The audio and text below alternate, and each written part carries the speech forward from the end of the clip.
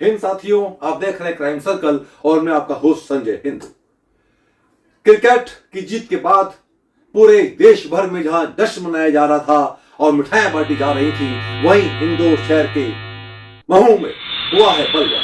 दो पक्षों के बीच सियासी झड़प और आगजनी, तोड़फोड़ और वाहन जाने की हुई है घटनाएं और पुलिस का करना पड़ा है लाठीचार्ज। इतना सब कुछ घटित होने के पीछे कई सारे सवाल खड़े होते हैं कि आखिर ये इतना बड़ा बलवा घटनाक्रम घटित हुआ क्यों है। कई है सारे सवाल जिसे प्रशासन को देना होगा जवाब।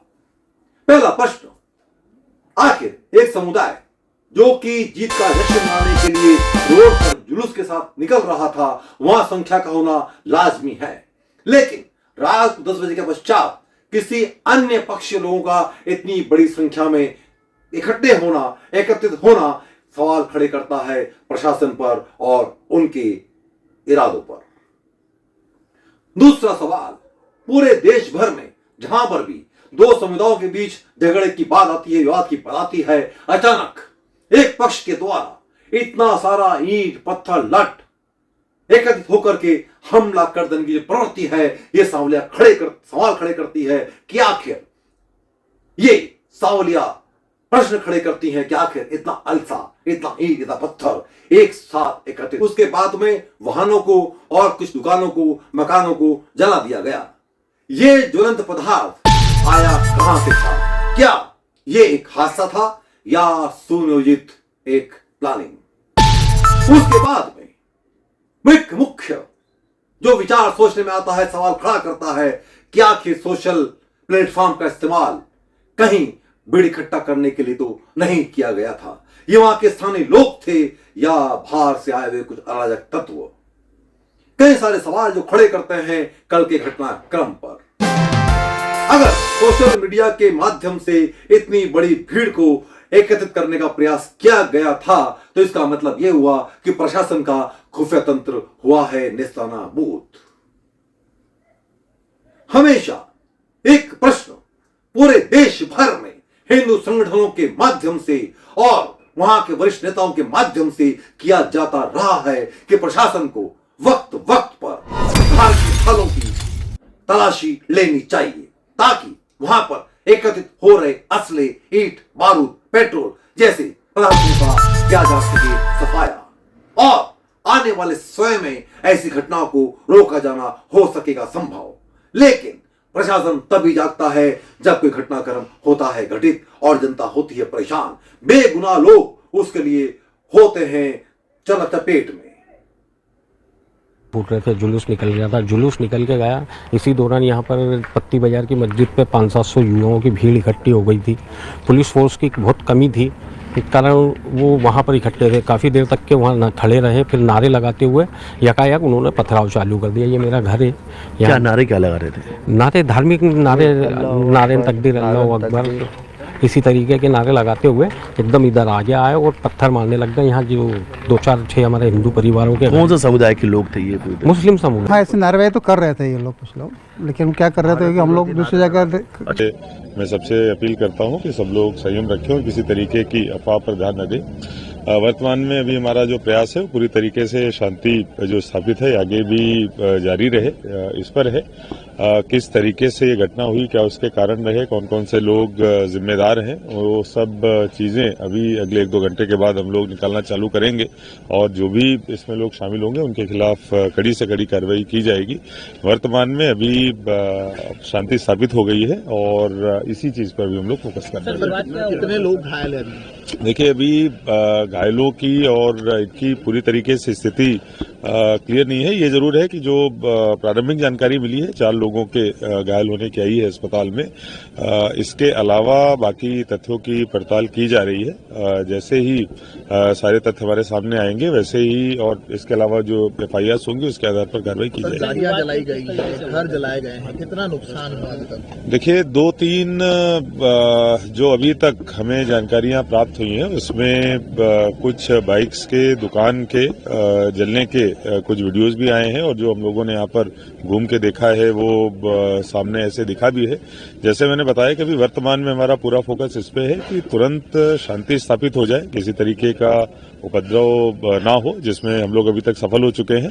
जो बाकी की सारी चीजें हैं उनकी पड़ताल करके आगे कार्रवाई हम लोग करेंगे। देखिए, फिर मैं कहूंगा कि ये सब सारी चीजें जांच का विषय है और सभी तथ्य जब हमारे सामने आएंगे तब हम लोग इस बारे में कुछ कह पाएंगे। वर्तमान में अभी शांति स्थापित रहे, इस पर फोकस कर रहे हैं। अगले 2-3 घंटे में आपको बाकी की इतने सारे पत्थर देखिए, फिर मैं कहूंगा कि अभी कुछ नहीं कहा जा सकता है। जो भी परिस्थितियां निर्मित हुई हैं, जिस तरीके से चीजें हुई हैं, वो सब पड़ताल के बाद पता चलेगा। अभी शांति स्थापित करने पे हम लोग ध्यान दे रहे हैं। जो लोग भी जिम्मेदार होंगे, किसी को छोड़ा नहीं जाएगा, सब पे कार्रवाई की जाएगी। देखिए, जैसा मैंने बताया, कुछ गाड़ियों की तोड़फोड़ हुई है, आगजनी हुई है। सारी चीजों पे हम लोग पड़ताल करेंगे और जो भी आवश्यक कार्रवाई होगी वो करेंगे। वीडियो मिले सर, थोड़े वीडियो आए सामने सर, कुछ वीडियोस वगैरह। जी, कुछ वीडियोस दिखाए गए हैं और बाकी कुछ जो चर्चित गवाह हैं उनके भी बयान लेके आगे कार्रवाई की जाएगी। हुई और दोनों तरफ से पथराव हुआ। पुलिस बल जो है वो पूरी तरह यहाँ पे मौजूद है और लगातार पेट्रोलिंग भी कर रहा है। अभी यहाँ पे पूरी तरह से शांति बनी हुई है। कितने लोगों का भी चिन्हित किया गया है, क्या कुछ अभी जानकारी मिली है? अभी कुछ लोगों को चिन्हित किया हुआ है और उन पे पुलिस बहुत सख्त कार्रवाई भी कर रही है। पुलिस उनको अभी रात को ही उनको पकड़ेगी भी और बाकी लोगों को भी आपके माध्यम से मैसेज भी देना चाहती है कि कोई भी किसी तरह की अफवाह में न विश्वास करे और न ही कोई तरह की अफवाह फैलाए। कितने लोग घायल हुए हैं? अभी यहाँ पे 3 लोगों के घायल होने की सूचना मिली है, जो कि क्या कहते हैं, कैसे हुई थी, मैंने थोड़ा सा बताइए, और कहाँ से शुरुआत हुई थी? जैसे मैंने बताया कि न्यूजीलैंड और इंडिया के मैच के विक्ट्री के बाद एक जुलूस कुछ जुलूस निकल रहे थे, पटाखों के कारण विवाद हुआ। जिसमें ये तोड़ा गया है और इसमें कम से कम 1.5 लाख रुपए का माल था, पूरा तोड़ के लेके चले गए। इसमें मालूम पड़ा आग लग गई है। मेरे को रात को 11 बजे था, दुकान में आग लगी हुई है। अभी रमजान का माल भरा था, मैंने 10-15 दिन पहले